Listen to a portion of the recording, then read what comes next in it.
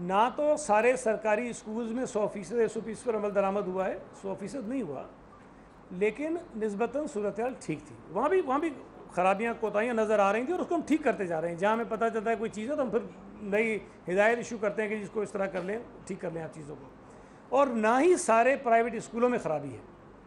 मैं आपको बता रहा हूँ, कुछ प्राइवेट स्कूलों में मैं बहुत इम्प्रेस होकर आया हूँ, मुझे बहुत इत्मीनान हुआ कि हर चीज़ उन्होंने बिल्कुल जिस तरह बताई गई उस तरह की है। लेकिन कुछ प्राइवेट स्कूल्स ने बहुत ज़्यादा जो है ना वायलेशन की है। उसकी बुनियाद पर 4 स्कूल हमने कल सील किए हैं, जिसमें से शायद 3 जो हैं वो रजिस्टर्ड भी नहीं है, शायद 3, मैं चेक कर लूँगा, लेकिन एक रजिस्टर्ड स्कूल है, उसमें 3 नहीं है। तो रजिस्टर्ड स्कूल के खिलाफ ज़ाहिर है कि हम अपने कानून के मुताबिक कार्रवाई कर सकते हैं। और ये भी मैं बता दूँ कि हमारा मकसद तो ये नहीं कि उन स्कूलों को परमानेंटली बंद कर दें। हम ये चाहते हैं कि अगर वो कोई काम गलत कर रहे हैं तो अपने रवैयों को ठीक करें, जो कमिटमेंट्स किए हैं, जो उन्होंने जिम्मेदारी ली है, जो हुकूमत की हिदायत है, उस पर अमल करें। और वो अमल कोई मेरी तस्कीन की बात नहीं है, हमारे अपने बच्चे जो उन स्कूलों में जाते हैं उनकी सेहत की बात है। और ज़ाहिर है कि वहाँ जो लोग टीचर्स हैं उनके बच्चे भी आते होंगे। मैंने कई जगहों पे देखा कि टीचर्स अपने मासूम बच्चे भी स्कूल आती हैं, तो उसका इसलिए होगा था। आपने बताया कि जो 89 केस आपने बताए जी, लेकिन मेरे पास एक संदर्भ मौजूद है 12 तारीख से लेकर 15 तारीख तक जो टेस्ट हुए 13,000 के, उसमें 88 केस रिपोर्ट हुए 15 तारीख तक। उसके बाद जो 3 दिनों में सिर्फ एक केस प्रपोज, जैसा आप इधर बता रहे हैं, मेरे पास मौजूद है, उसमें 1 केस का इजाफा हो रहा है। तो 3 दिनों जो स्कूल खुलने से लेकर आज उनको सिर्फ 1 केस रिपोर्ट हुआ है, जैसा आप बता रहे हैं। मेरे पास एक डिपार्टमेंट की रिपोर्ट है, वो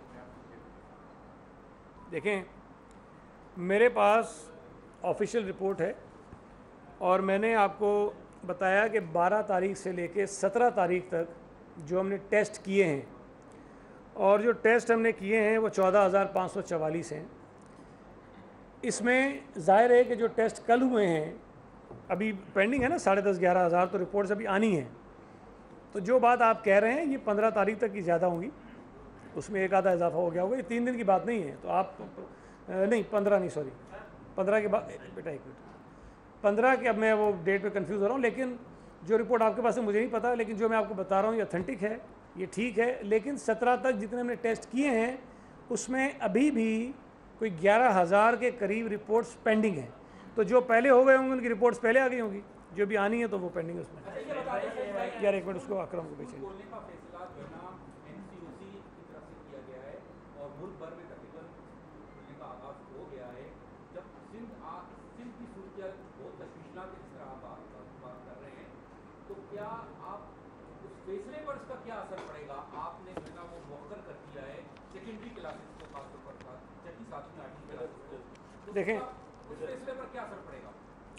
मैंने अभी आपको बताया कि मैं ख़ुद बात करूंगा फेडरल मिनिस्टर से भी, जो एजुकेशन के मिनिस्टर हैं शफकत महमूद साहब, और हमारी जो एक वो तमाम सूबाई जो तालीम के वज़ीर हैं उनकी एक कमेटी है जिसकी मीटिंग्स होती रहती हैं, जिसमें मैं फ़ैसले करते हैं। मैं उनसे गुजारिश करूंगा कि वो मीटिंग भी बुला लें।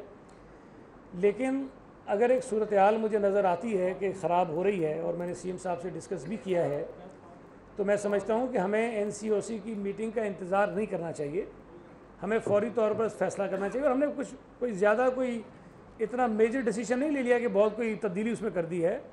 हम सिर्फ ये कह रहे हैं कि जो दूसरा मरहला था उसको हम डिले कर रहे हैं 1 हफ़्ते के लिए, और हम देखेंगे कि मज़ीद 1 हफ़्ता में जो मिलता है उसके अंदर हम अपनी जो इन्फोर्समेंट है SOPs की उसको कितना बेहतर कर सकते हैं। अच्छा भाई ये बता दीजिएगा के बाद तशवीश का इजहार किया है तो के हवाले से बात ये है कि जो इतनी बड़ी रैलियाँ हुई शहर के अंदर, जब से जुलूस हो रहे हैं, सब कुछ हो रहा है, बाजार खुले हुए हैं, उनके हवाले से सिंध हुकूमत कोई एक्शन नहीं ले, सिर्फ स्कूल पर इसी में पीपल्स पार्टी के चेयरमैन गुलाम भुट्टो ने वो सिंध हुकूमत बहुत विजिलेंट रही कोरोना के मामले में, लेकिन जो सबसे ज़्यादा खिलाफवर्जी इस हालिया दिनों में देखी गई जब महकमा दाखिला की पाबंदी भी थी और 10 लाख रुपए जुर्माना भी था, उस वक्त बिलावल भुट्टो जरदारी शहर के मुख्तलिफ अजला में रैलियों की क़यादत कर रहे थे, अवामी इज्तिमात से खिताब कर रहे थे। देखिए, पहली बात तो यह है कि बिलावल साहब ने कोई रैली नहीं निकाली।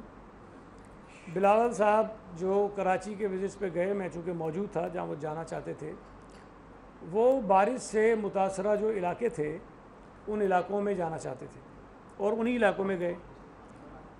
वो घर से अपनी गाड़ी में निकले और ज़ाहिर है जिस इलाके में जाना होता है पता चलता है कि बिलावल साहब आ रहे हैं तो वहाँ लोग आ जाते हैं, और कोई कोई इतने बड़े वो मजमे भी नहीं थे जो बिलावल साहब जिस तरह के मजमे को ख़िताब करते हैं या जितना पीपल्स पार्टी लोगों को इकट्ठा कर सकती है, ऐसा बिल्कुल नहीं था। तो वो बारिश से मुतासरा इलाकों में गए।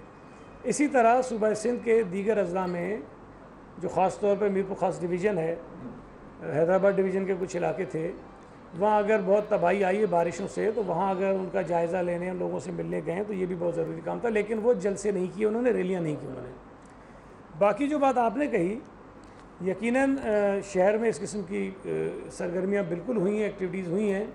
लेकिन मैं फिर आपसे कह रहा हूँ कि देखें, बाज़ारों में जाना, सिनेमा हॉल में जाना, रैली में जाना, जलसे में जाना, जुलूस में जाना, एक तो उसमें बच्चे नहीं जाते, बाशऊर समझदार लोग जाते हैं, और उसमें आपके पास चॉइस है, आप जाएं या आप ना जाएं।